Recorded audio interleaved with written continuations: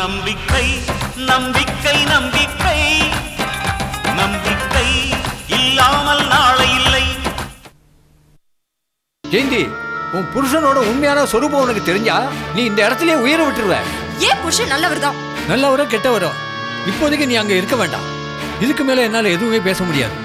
ஜெயந்தி, சில உண்மைகள் வெளியே வந்தாதான் நீ இங்க இருந்து வெளியே போக முடியும். உன்னை நான் கடத்தி கொண்டாந்து வச்சிருக்கிறதே உன்னோட நன்மைக்காகத்தான். முதல்ல அதை நீ புரிஞ்சுக்க. சிந்தாமணி பேச்ச கேட்டு தானே என்ன இங்க கொண்டு வந்து வச்சிருக்கீங்க? இல்ல ஜெயந்தி, இது சிந்தாமணி அம்மாவுக்கு தெரியாது, தெரியவும் கூடாது. ஜெயந்தி, இவன் என் சொந்தக்கார பையன்தான். ஆளுதான் வளர்ந்துருக்கானே ஒழிய இவன் ஒரு அப்பாது. அதனால்தான் இவனை வச்சு ஒன்ன கடத்தின. நீ இங்க பாதுகாப்பாகவும் இருக்கலாம், பயம் இல்லாமலும் இருக்கலாம். ஒரு பொண்ணு வாழ்க்கையில எதை இழந்துடக்கூடாதோ அதை நீ இழந்துடக்கூடாதுதாமா இப்படி ஒரு ஏற்பாடை பண்ணியிருக்க. நான் வர்றேம்மா. வாடா.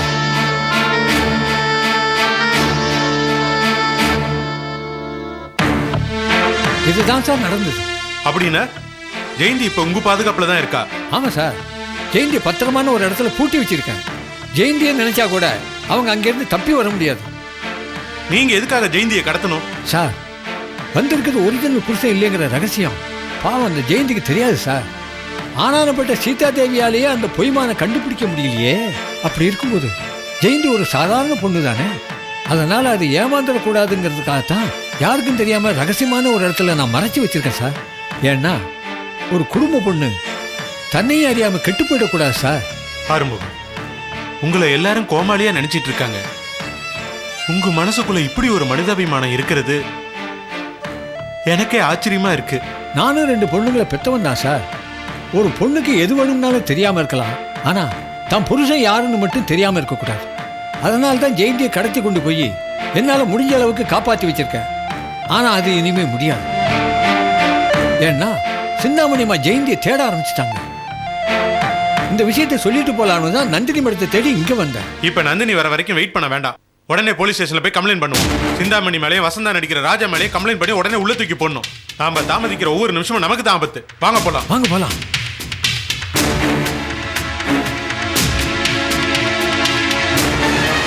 நந்தினி, நந்தினி, நந்தினி இல்ல மேடம் ஃபேக்டரி போயிருக்காங்க. கங்கா, கங்கா சாரை பார்க்க ஆர்வம் வந்தாரு. 2 பேரும் பதட்டமா இருந்தாங்க. திடீர்னு போலீஸ் ஸ்டேஷன் வரையும் போயிட்டு வரேன்னு போனாங்க. போலீஸ் ஸ்டேஷனுக்கா?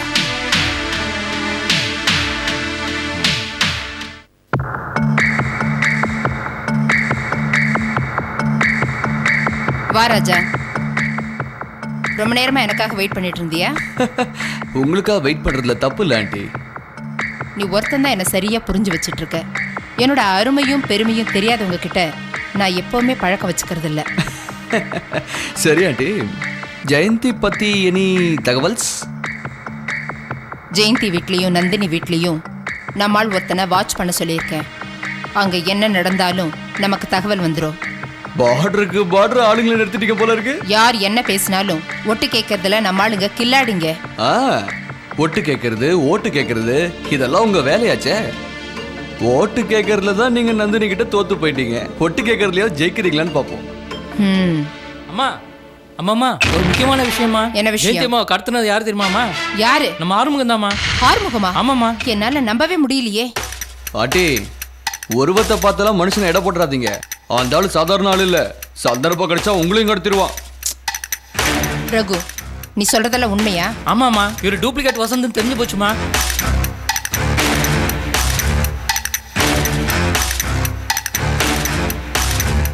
ராஜா, இது உடனே கவனிக்க வேண்டிய விஷயம்.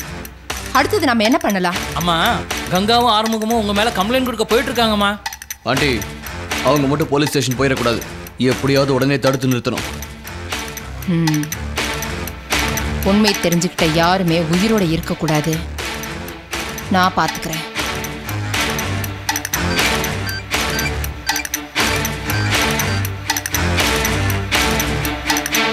ஹலோ, நான் சிந்தாமணி பேசுறேன்.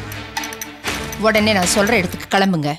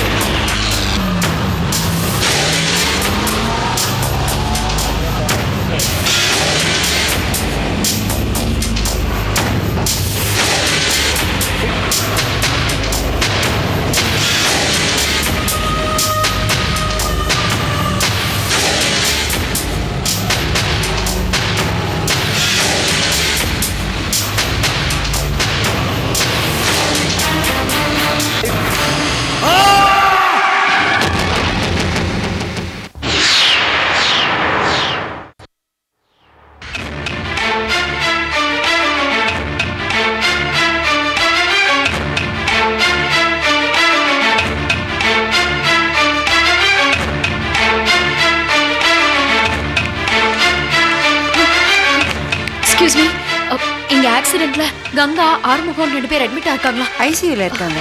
தேங்க்யூ.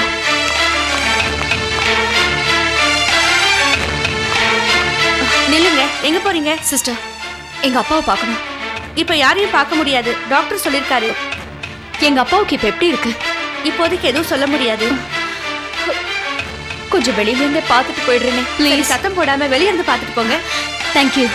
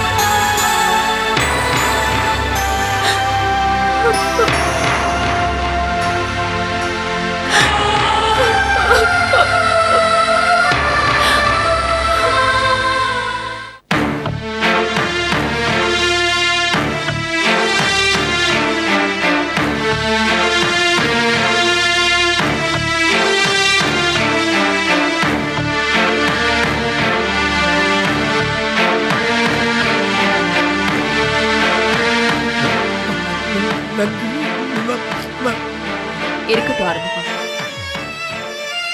முதல்ல ரெஸ்ட் எடுங்க.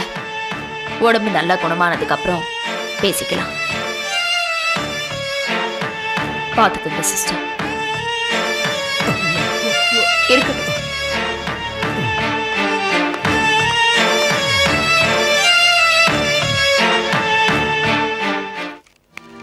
ஆறுமுகண்ணே, ஆறுமுகண்ணே, சிந்தாமணிமா உங்களுக்காக ஹார்லிக்ஸு, ஆப்பிள் எல்லாம் கொடுத்து அனுப்பிச்சிருக்காங்க. இதெல்லாம் உங்களை சாப்பிட சொன்னாங்க. இது அப்படியே சாப்பிட சொன்னாங்க. முடிஞ்சா அப்படியே சாப்பிடுங்க, இல்லைன்னா ஜூஸ் புளிஞ்சு சாப்பிடுங்க. ஒத்து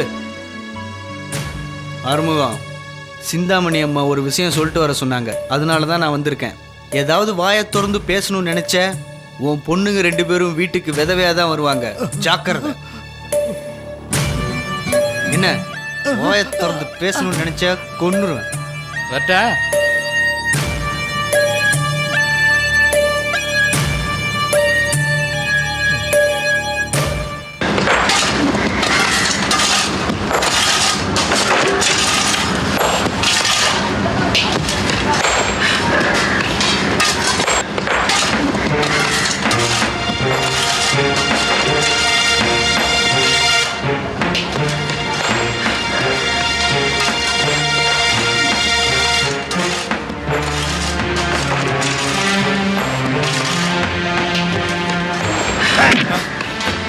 ஏன் நினைக்கிற? வேலை செய்யாம என்னடா ஃபீல் பண்ணிட்டு இருக்க? தப்பு பண்ண தெரியுதுல்ல? தப்பு பண்ணியிருந்தா நான் ஏன் ஃபீல் பண்ண போறேன்? எவனோ பண்ண தப்புக்கு நான் தண்டனை அனுபவிக்கிறேன். இங்க வந்தவன் தன்னை எவனும் குற்றவாளின்னு ஒத்துக்கிட்டு கிடையாது. சரி சரி, எழுந்து வேலை செய். எனக்கு உடம்பு சரியில்லை, நான் வேலை செய்ய மாட்டேன். சோத்த கொட்டிக்கல, வேலை செய்ய நோதா? எழுந்து வேலை செய்ய. ஏய், இதுக்கு மேல உனக்கு மரியாதை இல்லை, பேசாம போயிரு. புதுசா வந்தவன் நீ என்ன எடுத்து பேசுற?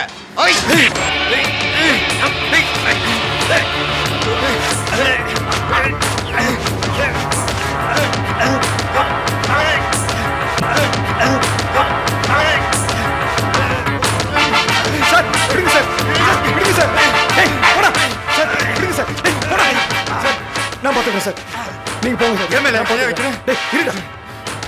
சார் நான் பாத்துக்கிறேன் சார், நீங்க போங்க சார். பிரேம், ஜெயிலுக்குள்ள நான் தான் ராஜா. அவனை ஒழுங்கா நடக்க சொல்லு. சொல்றேன் சார். போடா.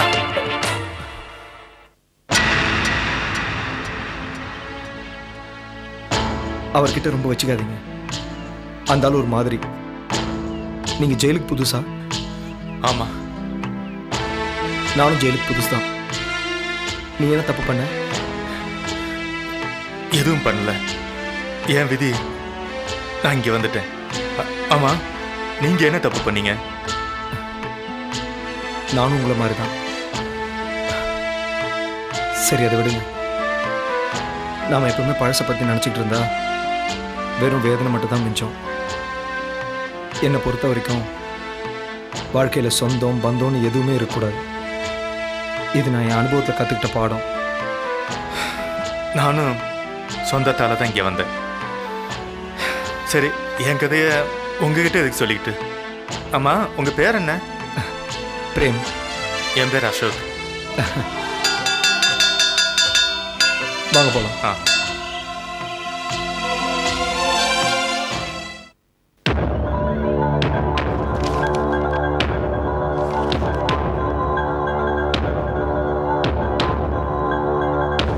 அம்மா ஜூஸ்.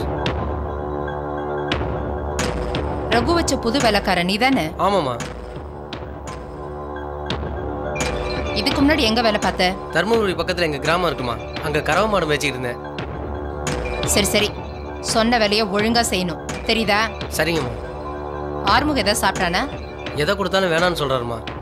அப்படியா? சரி.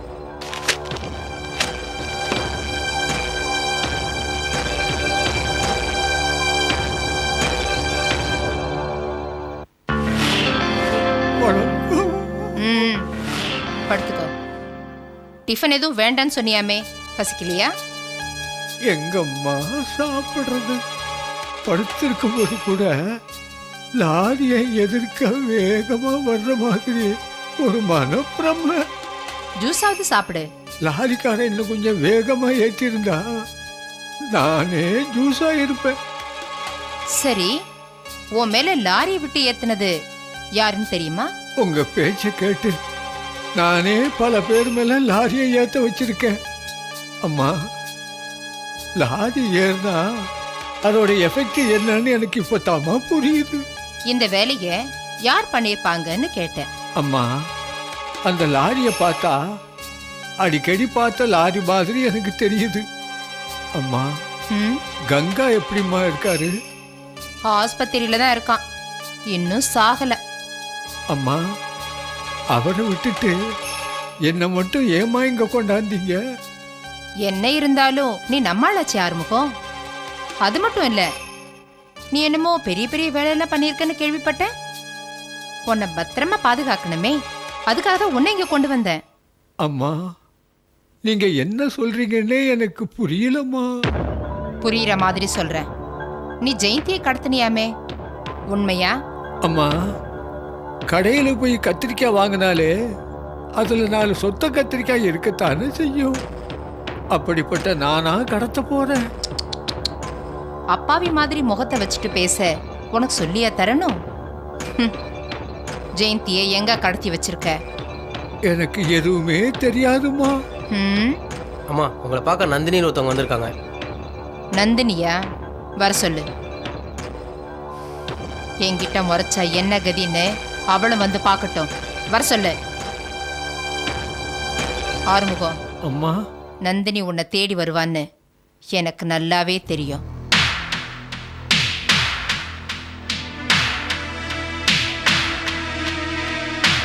வா நந்தினி. என்ன இவ்வளவு தூரம் என்ன பார்க்க வந்திருக்க? எப்படி இருக்கீங்க ஆறுமுகம்? கட்டுக்கட்டா பணம் என்னன்னு ஆசைப்பட்டு பெரிய பெரிய காரியம் எல்லாம் பண்ணியிருக்காரு. அதான் இப்போ பெரிய கட்டோட படுத்திருக்காரு. இதை பாரு, அனாவசியமா பேச வேண்டாம். ஹாஸ்பிட்டல்ல இருந்து ட்ரீட்மெண்ட் எடுக்க வேண்டியவர எதுக்காக உன் வீட்டுல கொண்டு வந்து வச்சிருக்க? அங்க பாத்துக்கிறத விட நான் இங்க அதிக ஜாக்கிரதையா பாத்துக்குவேன். இப்பெல்லாம் ஆறுமுகத்துக்கு தான் அதிக டிமாண்ட். நீயும் அவர் தான் தேடி வந்திருக்க போல இருக்கு. ஏன் ஆறுமுகம், உங்ககிட்ட அப்படின்னு ரகசியம் இருக்கு? அழிய பாரு. ஆமா, கங்காவுக்கும் லாரி மோதி ஆக்சிடென்ட் ஆயிடுச்சாமே, இப்போ எப்படி இருக்கான்? உன் ஆளுங்களுக்கு தான் எந்த வேலையும் முழுசா முடிக்க தெரியாதே. சிந்தாமணி, பணம் இருந்தா மட்டும் பத்தாது, கொஞ்சம் மூளையும் வேணும். உனக்கே இல்ல, உன் ஆளுங்களுக்கு எங்கேருந்து இருக்க போகுது? ஆறுமுகம், எங்க இருந்தீங்கன்னா உங்களுக்கு நிச்சயமா குணமாகாது.